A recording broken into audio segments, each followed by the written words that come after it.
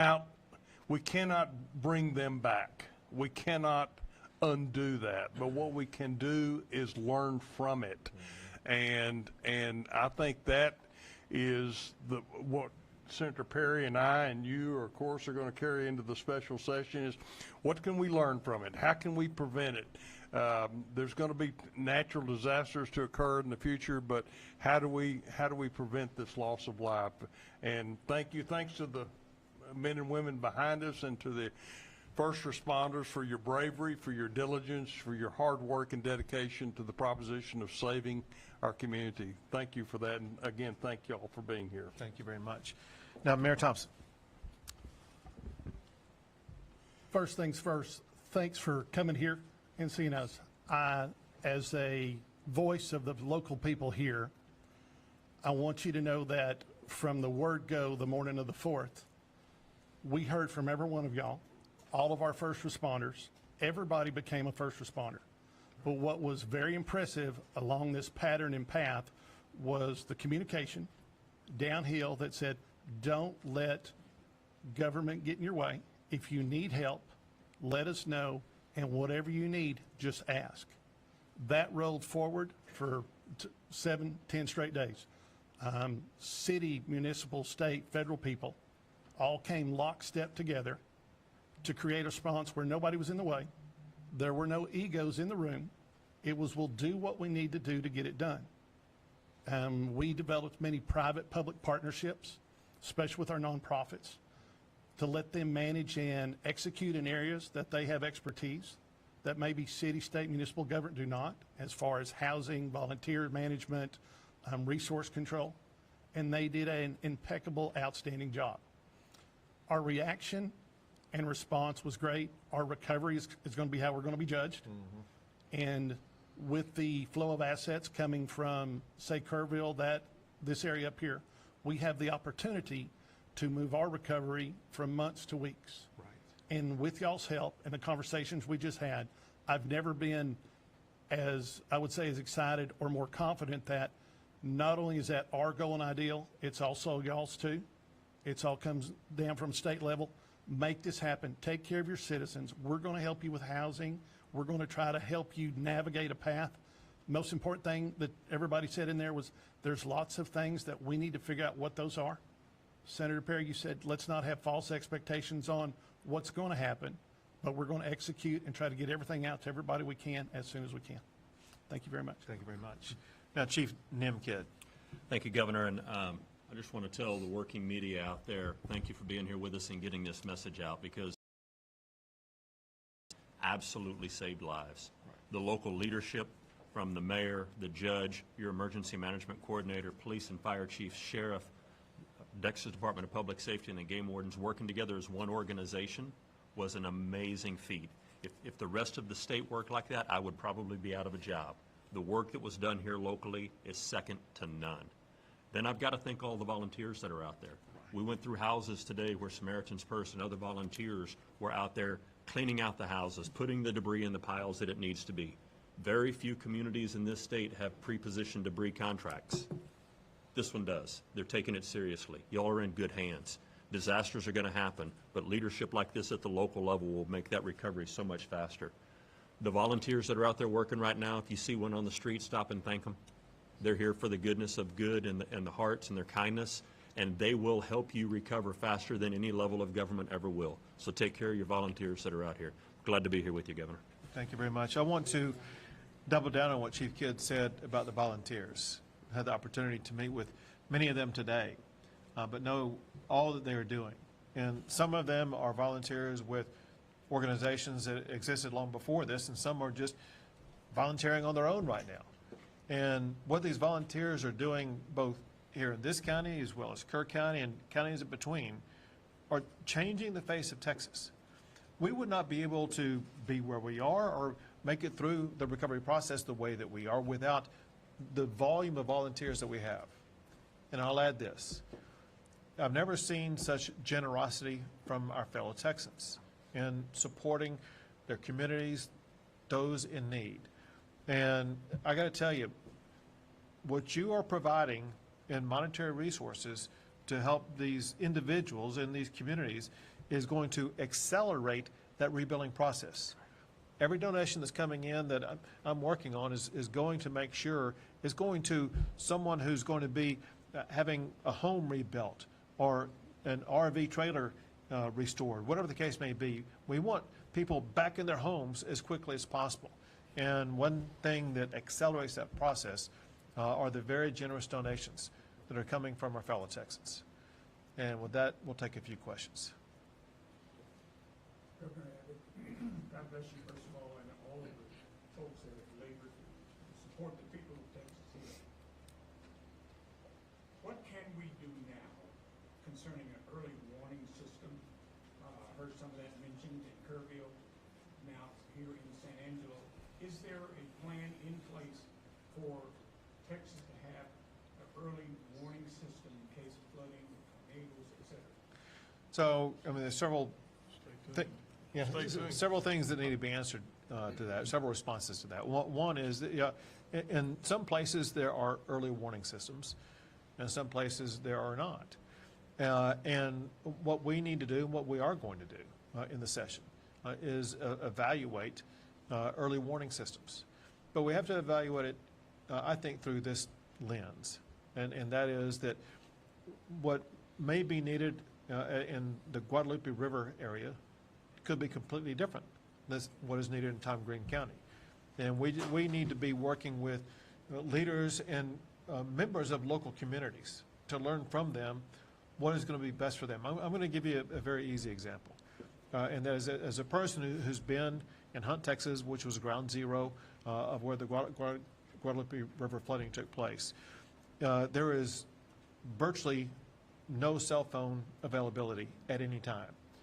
Cell phone warnings would have, I think they were triggered, but they largely would have been irrelevant because of the inability for people to communicate. So I'm going to add to the menu. We have to work on improving communication levels in all of these different regions. Improving communications will be a part of early warnings that we need to address. That said, I know that this senator, this representative are keenly focused on early warning systems, and we'll get something passed on it. Governor, Sean Humphrey, Fox West, Texas, thank you for being here. Over the past few weeks, since these floods started, we've seen farmers, ranchers, rural Texans really having to handle a lot of work on their own. We talked about the volunteer help for some of those families, including one we spoke with yesterday. Volunteers got there for the first time, even up to yesterday. So as you look forward and go into the special session, how can we look toward, just making sure even in those rural communities, those small places like Concho County, people are getting the help they need? So every person in every county affected by these storms is a priority, large and small. And so we'll be going county to county. I talked about the people who are available right here, right now, in this disaster recovery center. Those same agencies are available in every single county that is affected. We will use those agencies and more, working in collaboration both with federal and local agencies to make sure that the needs of every Texan is going to be addressed. You mentioned agriculture, and there are agricultural agencies in Texas as well as the federal government that will work to address the needs of the farmers and ranchers across our state that grow the food and provide the products that feed the nation. Yeah, go ahead. I had put it out on Facebook, and Texas Department of Agriculture, I can't give you that link right off the top of my head, but go there, and there's about 3 or 4 different categories of disaster relief. I'll give you one that was very pertinent and relevant, was fence building. This is a privately funded bucket of money that Texas Department of Agriculture is responsible for delegating or dispersing it. And I think they're very quick about it. But I can tell you, the agriculture community, the sheep, the cattle, these guys in this area, if they've got fences and downs that came through this flood and stuff, but that is a very helpful resource. And people have, I put that out in one day, and I already had 2 people tell me they were having fence building within a few days. So just tag that Department of Agriculture's resource. It's privately funded from private donations, and I don't know what's in there, but I do know that Commissioner Miller, as well as his assistant Dan Hunter, are keenly aware of trying to get those monies out. So for the agriculture perspective, that's something that's pretty clearly immediate help for the most part. Good information. Go ahead. What would the housing assistance possibly look like, and would it help people get out of these possible floodplains? So the guy who knows most about that is Chief Nim Kidd. I'll have him address it. So thank you. Yeah, easy there, Mayor. So, yeah, we've talked about some of the flood and whether they were or were not in a recognized or identified 100-year floodplain. The things that you're going to see in the rebuilding process is people whose homes that have already been cleaned out, that are clear to re-permit or get back in there. That's going to happen relatively quick. There's also been several volunteers and people across the community that have offered apartment complexes and others to get people out of hotels into something a little more suitable and sustainable until their homes are rebuilt. Now, there are federal programs that do get turned on in some disasters. We have not seen all of those longer-term recovery projects programs turned on yet, but we'll continue to work with the federal government once we see the housing inventory needs to make sure that those needs are addressed as soon as possible. Once the federal declaration was declared, how is the Small Business Administration working with businesses that were affected by the flood? We'll have Nim fully answer that. I'll just tell you that at the DRC in San Angelo, SBA is right there. And there was no one in line. I said, you need a longer line here because people need to start signing up, but go ahead. And a great question. Remember, the Small Business Administration, while it sounds like they're for small businesses, they also do home loans as well. So if you need a loan to get your home rebuilt or repaired, please go check out the assets and resources at the SBA. Listen, thank y'all very much. Thank you for getting the word out, but a big thank you to all these first responders, to these leaders behind me, those getting the real results done. Thank y'all very much.